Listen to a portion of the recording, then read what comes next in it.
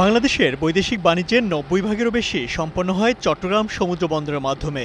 এই বন্দরটি গেল কয়েক বছর মুনাফায় থাকলেও সম্প্রতি বিভিন্ন সেবার উপর আরোপ করা মাশুল বাড়ানো হয়েছে। ১৫ সেপ্টেম্বর থেকে নতুন মাশুল কার্যকর হওয়ার কথা। মাশুল বাড়ানোয় পণ্যের দামও বাড়তে পারে। এ নিয়ে তাই রয়েছে বিভিন্ন পক্ষের আলোচনা সমালোচনা। রোববার রাজধানীতে ইকোনমিক রিপোর্টার্স ফোরাম আয়োজিত এক সেমিনারে নৌপরিবহন মন্ত্রণালয়ের জ্যেষ্ঠ সচিব এর জবাবে বলেন, বন্দরের সক্ষমতা বাড়াতেই মাশুল বৃদ্ধি করা হয়েছে। আমাদের ট্যারিফগুলো আমাদের বাড়ছে, কিন্তু এখানে একটা জিনিস চিন্তা করেন, ১৯৮৬ সালে যেটা ট্যারিফ ইম্পোজ হয়েছে, আপনার গত এই যে আপনার ৪০ বছরে কোনো ট্যারিফ কিন্তু আর ইনক্রিজ করা হয়নি। ২৫ এসে আমরা ট্যারিফটা ইম্পোজ করলাম, রেটটা একটু বেশি হয়েছে, কিন্তু আমরা সব দিকে যদি চিন্তা করি, পাশাপাশি ওই কথাটাও ঠিক, আমরা যে ইন্টারন্যাশনাল অপারেটরগুলো যে আমরা যে নিয়োগ করছি, তারা যদি ট্যাক্স যদি বেশি নিতে পারে, আমরাও তাদের সাথে কিছু নেগোসিয়েশন করব। আমরা নেগোসিয়েশনগুলো কিন্তু এমনভাবে করব যাতে আমার নেগোসিয়েশনে আমার ইনকামটা আমার থাকে।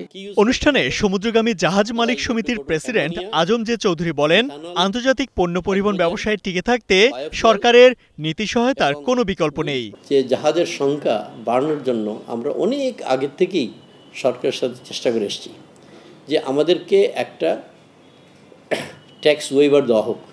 আপনি ৫,০০০ টনের জাহাজ যদি কেনেন তাহলে এটাকে ওশন গোয়িং হবে এবং এটা ৩ বছরের আগে আপনি বিক্রি করতে পারবেন না। তো এটা কেমন কথা? এই আপনার জাহাজ যদি আপনি বিক্রি করতে চান প্রাইভেট সেক্টরে, তো আপনার মিনিস্ট্রি অফ শিপিং রেখে যেতে হবে। পৃথিবীর কোনো জায়গায় আছে যে মিনিস্ট্রি অফ শিপিং একটা প্রাইভেট সেক্টর জাহাজ বিক্রি করার অনুমতি দিতে হবে? তো আমরা এবার চেষ্টা করছি ইম্পোর্ট নীতিতে যাতে এসক্রো অ্যাকাউন্ট সিস্টেম থাকে।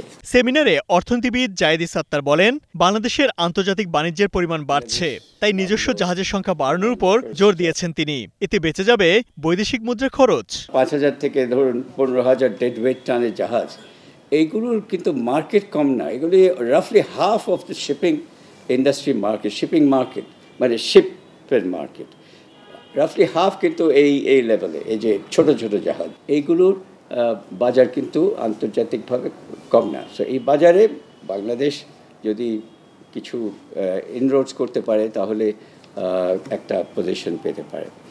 জাহাজ শিল্পে সক্ষমতা বাড়ানোর পাশাপাশি বন্দরের আধুনিকায়নের মাধ্যমে দেশের চাহিদা মিটিয়ে প্রতিবেশী দেশের পণ্য পরিবহনেও বাংলাদেশ ভূমিকা রাখতে পারে বলে সেমিনারে জানান বক্তারা। Imtiaz Ahmed, star news.